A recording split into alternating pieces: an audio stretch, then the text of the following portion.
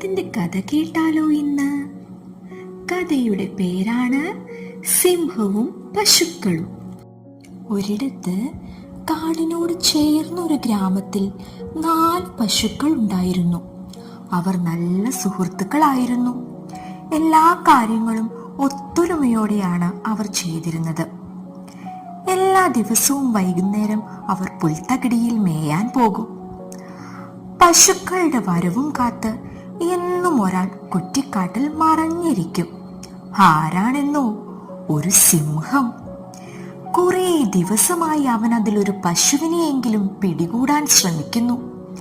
പക്ഷേ എപ്പോഴും പശുക്കൾ എല്ലാവരും കൂടി സിംഹത്തിനെ വിരട്ടി ഓടിക്കാറാണ് പതിവ്. ശക്തി കൊണ്ട് പശുക്കളെ ഒരിക്കലും കീഴ്പ്പെടുത്താൻ കഴിയില്ലെന്ന് മനസ്സിലാക്കിയ സിംഹം ബുദ്ധിപരമായി അവരെ നേരിടാൻ ഒരുങ്ങിയാണ് ഇന്ന് വന്നിരിക്കുന്നത്.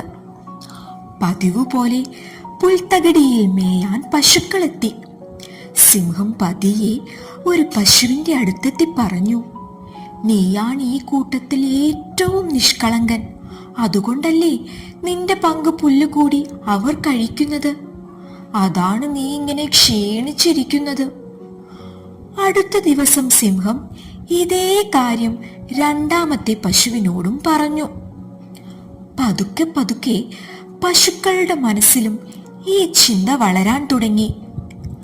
മറ്റു പശുക്കൾ തങ്ങളെക്കാൾ കൂടുതൽ പുല്ല് കഴിക്കുന്നു. തനിക്ക് കിട്ടുന്ന പങ്ക് കുറഞ്ഞു പോകുന്നു. പിറ്റേ ദിവസം മുതൽ പശുക്കൾ പുൽത്തകിടിയുടെ പല ഭാഗങ്ങളിൽ മേയാൻ തുടങ്ങി. ഈ ദിവസത്തിനായി തക്കം പാർത്തിരുന്ന സിംഹം ഒരു പശുവിനെ ആക്രമിച്ചു. അടുത്ത ദിവസം മറ്റൊരു പശുവിനെ ആക്രമിച്ച് അകത്താക്കി. ഈ രീതിയിൽ 4 പശുക്കളെയും ആക്രമിച്ച് കൊന്നു തിന്നു.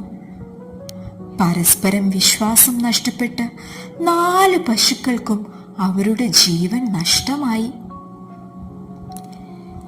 കഥ ഇഷ്ടമായോ കൂട്ടുകാർക്ക്? ഈ കഥയിൽ നിന്നും നമുക്ക് എന്ത് മനസ്സിലാക്കാം? ഒരുമയുണ്ടെങ്കിൽ ഏത് അപകടത്തെയും മറികടന്ന് മുന്നോട്ടു പോകാൻ സാധിക്കും.